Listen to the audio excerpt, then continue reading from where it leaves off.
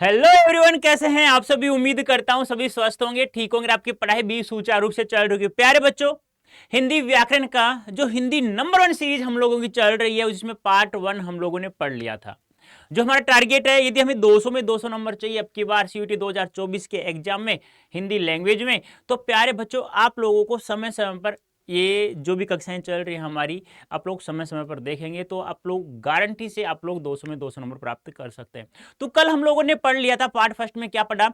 निरुनासिक वर्ण, अनुनासिक और नासिक है, तीनों का संबंध हम लोगों ने पढ़ा, इनकी परिभाषाएं हम लोगों ने पढ़ ली। साथ में हम लोगों ने पढ़ा कि कुल वर्ग कितने होते हैं हिंदी वर्णमाला में, एक वर्ग में कुल वर्ण कितने होते हैं और कुल वर्गों में कुल वर्णों की संख्या कितनी होती है। तो प्यारे बच्चों, आज जो टॉपिक हम लोग पढ़ने जा रहे हैं वो है, आप लोग मुझे जल्दी से कमेंट बॉक्स में आंसर दो कि प्राणवायु के आधार पर वर्णों की संख्या कितनी होती है। क्या कहा मैंने? प्राणवायु के आधार पर। जल्दी से मुझे कमेंट बॉक्स में बताना है क्या होगा आंसर।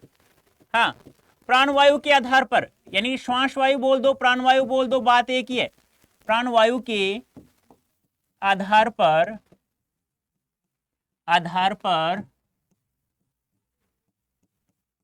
वर्णों के प्रकार या भेद, या वर्ण के प्रकार या वर्णों के प्रकार या भेद कितने होते हैं? भी प्रकार या भेद कितने होते हैं? जल्दी से बताओ। 2, 3, 4, 5 कितने होते हैं?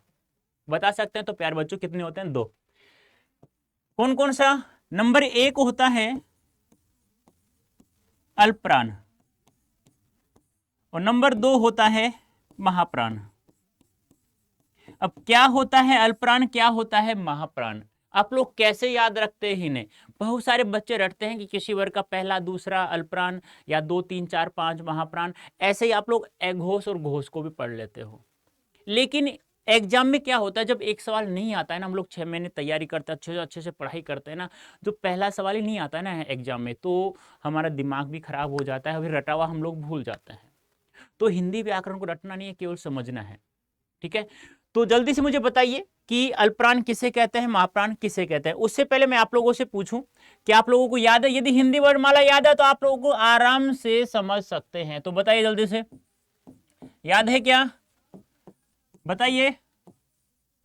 अरे याद हो गई होगी अब तो भाई, याद कर लेना, याद नहीं है तो फिर दिक्कत आ जाएगी। ठीक है, हाँ बोलते जाओ साथ साथ में। त थ द ध न,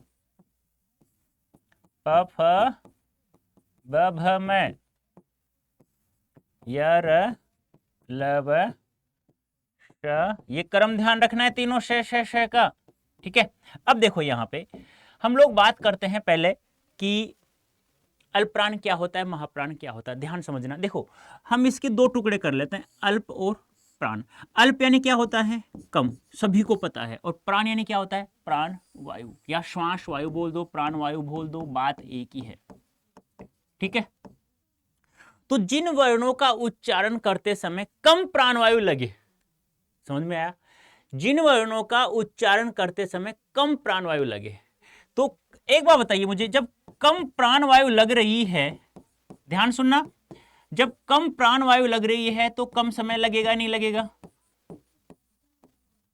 तो परिभाषा क्या हो जाएगी? जिन वर्णों का उच्चारण करते समय कम प्राणवायु लगे या कम समय लगे उन्हें क्या कहा जाता है? अल्पप्राण।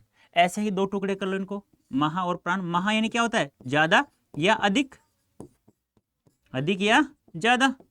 और प्राण यानी क्या होता है? प्राणवायु या श्वास वायु। तो जिन वर्णों का उच्चारण करते समय अधिक प्राणवायु लगे या अधिक समय लगे उसे क्या कहा जाता है? महाप्राण। या आप लोग दूसरी परिभाषा ये भी बना सकते हैं, जिन वर्णों का उच्चारण करते समय अल्प प्राण से कुछ अधिक प्राणवायु या समय लगता है उन्हें क्या कहा जाता है? महाप्राण। बोलो समझ में आया नहीं आया? तो हम लोग क्या कहेंगे? अल्प प्राण वर्णों से कुछ अधिक क्या लगे? समय या प्राणवायु लगे। या हम लोग परिभाषा सीधी सीधी बात रखें तो अधिक प्राणवायु या अधिक समय लगे। यानी कि एक परिभाषा याद रखो अल्पप्राण की, महाप्राण ऑटोमेटिक फ्री में याद हो जाएगा। Buy 1 get 1 free. ये हमेशा ध्यान रखना, हिंदी में ऐसे ही चलता रहेगा आगे भी। एक याद करो, दूसरा अपने आप याद हो जाएगा। तो परिभाषा क्लियर है। अब हम लोग पढ़ते हैं कि कौन कौन से वर्ण अल्पप्राण होते हैं और कौन कौन से वर्ण महाप्राण होते हैं। देखो कल मैंने बताया था कुल 5 वर्ग होते हैं, कै वर्ग, चय वर्ग, टय वर्ग, तय वर्ग और पै वर्ग। फिर मैंने कहा एक वर्ग में 5 वर्ण होते हैं, पहला, दूसरा, तीसरा, चौथा, पांचवा। तो 5 वर्ग होते हैं, तो 5 को हम लोग एक साथ डिवाइड कर लेते हैं ऐसे। पहला वर्ग यही है सभी वर्गों का, पहला वर्ण यही है ना सभी वर्गों का, दूसरा, तीसरा, चौथा और ये पांचवा।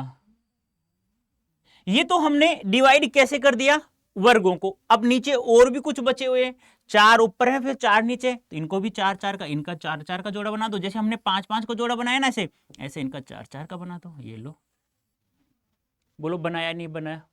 ठीक है।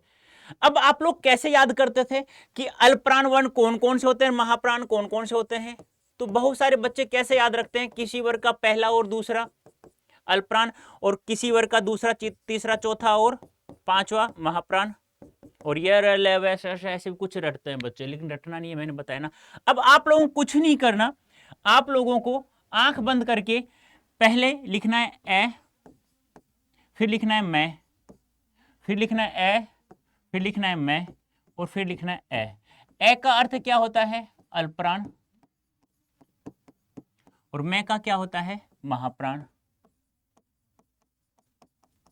यानी पहले लिखा हमने अल्पप्राण, फिर लिखा महाप्राण, फिर लिखा अल्पप्राण, फिर लिखा महाप्राण, फिर लिखा अल्पप्राण। देखो पहले ए लिखा अल्पप्राण, फिर लिखा हमने महाप्राण, तो वही स्टार्ट किया हमने, अल्पप्राण महाप्राण, अल्पप्राण महाप्राण, अल्पप्राण।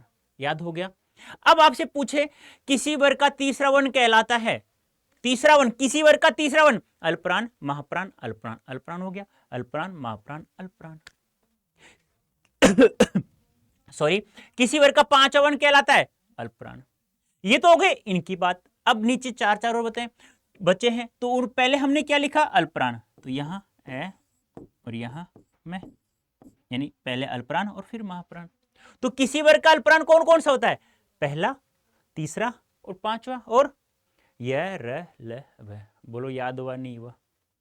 तो किसी भी वर्ग का, कोई भी वर्ग है, उस वर्ग का कौन कौन सा वर्ण, पहला, तीसरा, पांचवा तथा य, र, ल और व। महाप्राण कौन कौन से होते हैं, किसी वर्ग का, बच गए कौन कौन से, दूसरा और चौथा, दूसरा और चौथा, प्लस में कौन कौन से, श, श, श और है। बोलो समझ में आया नहीं आया? कर सकते हैं या नहीं कर सकते? हम लोग कर सकते हैं क्या, बताइए जल्दी से मुझे, कर सकते हैं ना? बस याद करना, यही याद है, और आपसे अब ऐसे ही सवाल पूछे जाएंगे, ये अल्पप्राण और ये महाप्राण। ठीक है, अब देखिए आगे। अब आप लोगों से ये पूछा, ये तो याद हो गया, किसी वर्ग का पहला, तीसरा, पांचवा। कैसे याद किया, पहले अल्पप्राण, फिर महाप्राण, फिर अल्पप्राण, फिर महाप्राण, ऐसे ही पहले अल्पप्राण और फिर महाप्राण। अब आप लोगों से पूछ लिया जाता है कि कुल अल्पप्राण वर्णों की संख्या कितनी होती है। कुल अल्पप्राण, कुल बताना है आप लोगों को कि कुल कितने होते हैं। बताइए जल्दी से, जल्दी से बताइए, कुल अल्पप्राण कितने होते हैं? तो कुल अल्पप्राण वर्ण, तो कुल कितने हो गए, देखो 5 5 10 और 10 रे 5 15, 15 और 4 19। ध्यान रखना, स्वर भी अल्पप्राण होते हैं, स्वर जो होते हैं कुल वो 11 होते हैं, स्वर 11। तो कुल कितने हो गए, 19 और 11 कितने हो गए, 30। अब यहां मैं बात करूं कुल महाप्राण कितने हो गए।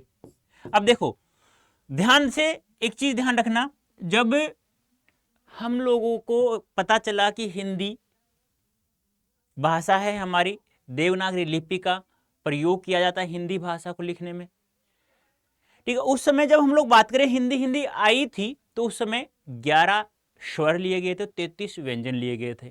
तो 11 और 33 कितने हो गए, 44। अब 44 में से 30 गए तो कितने बच गए, 14। बोलो समझ में आया या नहीं आया, यस या नो, जल्दी से बताइए मुझे कमेंट बॉक्स में, आ गया? तो कमेंट बॉक्स में लिखना है यस या नो, हाँ सर मुझे समझ में आ गया, यस सर मुझे समझ में नहीं आया। तो आज हम लोगों ने क्या पढ़ा? आज हम लोगों ने पढ़ा क्या कि प्राणवायु या श्वास वायु के आधार पर जो वर्ण होता है वो दो प्रकार का होता है, अल्पप्राण और महाप्राण। अल्पप्राण किसे कहते हैं? जिन वर्णों का उच्चारण करते समय कम समय या कम प्राणवायु लगती है। अल्पप्राण अधिक समय अधिक प्राणवायु लगे तो महाप्राण। फिर हम लोगों ने पढ़ा कि कौन कौन से वर्ण अल्पप्राण होते हैं, कौन कौन से महाप्राण होते हैं। तो पहले अल्पप्राण, फिर महाप्राण, फिर अल्पप्राण, फिर महाप्राण, फिर नीचे चार चार के जोड़े, पहले अल्पप्राण और फिर महाप्राण। अब ये गलती से भूल भी जाओ कि पहले अल्पप्राण लिखा था या महाप्राण, तो ध्यान रखना हिंदी वर्णमाला जो स्टार्ट होती है ऐसे अनार से स्टार्ट होती है, मैं से मच्छी तो बाद में आता है। तो जल्दी से मुझे बताना कैसा लगा सेशन, कैसा नहीं। अब यदि आप लोगों को महापैक मैंने बताया था ज्वाइन करना है आप लोगों को, तो ये कोड यूज करना है, बस ज्यादा नहीं, ये कोड यूज करो, मैक्सिमम डिस्काउंट आपको प्राप्त हो जाएगा। महापैक के अलावा कुछ भी आप लोगों को परचेज नहीं करना है, क्योंकि वो आपके एग्जाम तक रहेगा। तो प्यारे बच्चों अभी के लिए इतना ही, धन्यवाद, थैंक यू सो मच।